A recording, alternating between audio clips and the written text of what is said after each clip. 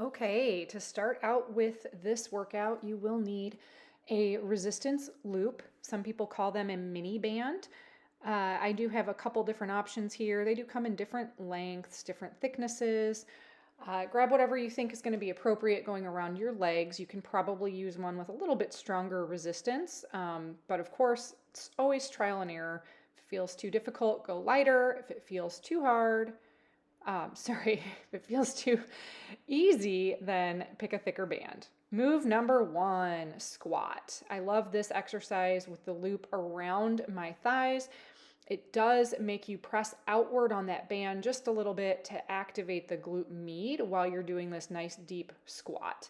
If you can't go this deep, of course, you can hover over a chair or just work on a mini squat. Either is fine. Squats are super functional. We have to get up and down all day long. So working on this is really important. I did 10 reps there. Next move, we're going into keeping the band in the same place. It is a reverse lunge. This is another functional activity. So you might feel that band want to roll up. If you need to reach down and hold it in place, that's fine. You can always take a second to readjust. But the reverse lunge is stepping back. You want to take a wide enough step that you can lower that back knee straight down to the ground at that 90-degree angle. You do not need to bang your knee on the floor. The focus here is, again, a functional movement. We want to be able to get up and down off the floor, and this is a great exercise to work on that. So even if you can't go so deep, work on what range of motion you have. If you need to take that loop off to do this activity, that's totally fine too. Go to meet yourself where you are and work on progressing and getting stronger. Again, if you need to hold that loop in place like I just did, it's totally fine. I'm alternating here for 10 on each side, which is 20 total. And with all circuit exercises like this, circuit training style, I'm going through every move without much of a rest break in between. Next is going to be hip extension. I am holding that loop around my ankles, using the wall for support, and extending against the resistance of that band, trying to keep that heel going straight back behind me. 10 reps each side. Use the wall for support if you want. If you want an added challenge to your balance, you can let go of that wall. Try not to lean your full body weight on there. You do want your supporting leg doing a little bit of work here. The next move is the same kind of position, but I'm going to step on that loop to anchor it in place because we are going to go to hamstring curl. So you want that loop under your standing foot, and then the other leg is going to come right behind you, trying to bring that heel towards your butt. As you can see here, my knee comes forward just a little bit. I'm trying not to do that, but it does require some flexibility in the quad and the hip flexor. So you're going to try to just bring that heel up towards the butt and right back down. Again, working the hamstring. You're going to adjust that loop as you need to switch sides. Stand on it on one side, around the ankle on the other, and then again, pulling that heel towards the buttocks. As I'm demonstrating 10 reps of each move in this circuit, I want you to know that if you are getting to 10 reps and not feeling any muscular fatigue, go ahead and add a few more reps. Pause the video if you need to, do more. If you are finding that your muscle is excessively fatigued by rep 6 or 7 and you need to stop, that's totally fine. You got to work with what you are capable of doing right now. And like I said, if this is too easy, go ahead and do more. I would recommend, no matter what, there's me losing my balance, that you repeat this circuit so that you go through it 2 to 3 rounds total. Here we're doing a kickstand RDL, or a kickstand Romanian deadlift. So under one foot, opposite hand is holding it.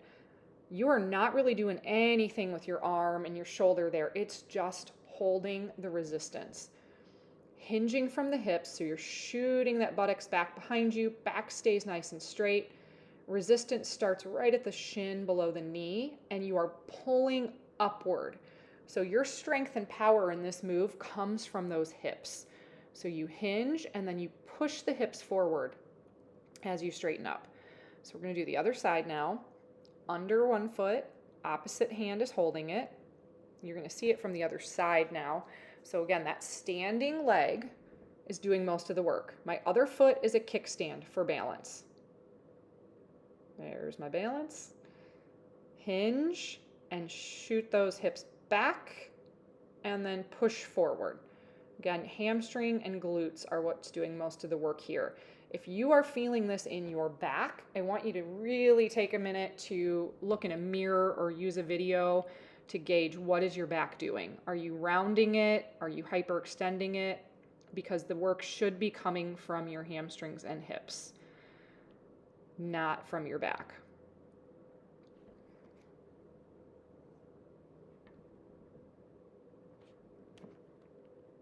Okay, next move. We're going to get down on the ground for this. So, oh, no, just kidding. I skipped one. We are doing a side to side lunge. So I have two moves here, still standing up. Now, with the resistance band around your thighs, we're going to go left and right. When you lunge to the side, your other leg stays straight. So it's knee kind of tries to stay out over that outside ankle. Your bottom goes down and back. You are going to hinge your hips a little bit more in this one, with that chest coming forward. That is normal. You want to feel this on the outside of that working leg. You will feel a little bit of a stretch in the inner thigh muscles. But again, you're shooting out to the side. All the weight goes in the outer leg, and then you push up and in. So alternating sides, 10 each side, 20 total.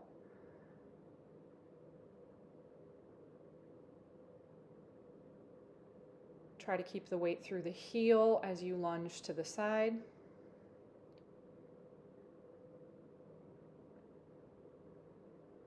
Okay, we got a bonus move. This is going to be a side-to-side squat. So it's a similar movement, but we step out, we squat, we step back in. So it is a wider squat than what we did at the very beginning of this workout. And you're going to feel the glute med working. You're going to feel those quads working, glutes, everything. Working to keep your back upright.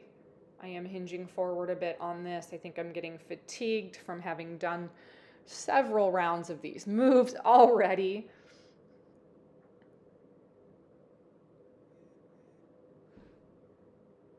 Ten each side, or whatever you're capable of. Again, if you get through a few of these and think that band is just too difficult, pop that band off and work through the rest of them.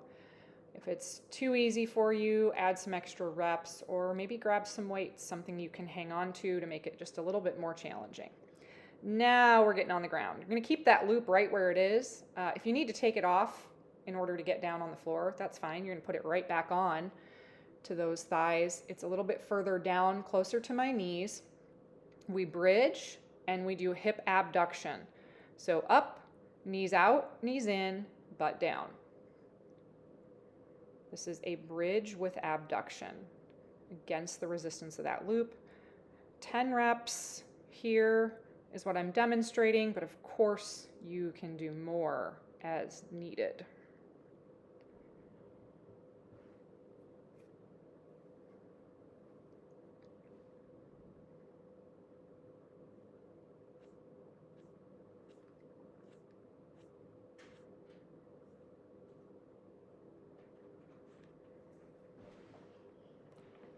All right, I've got another bonus move for those glutes. Really need to keep working our glutes, you guys. So down on the floor, on the side, these are clamshells. Your feet stay together and you are just opening those knees against the resistance loop.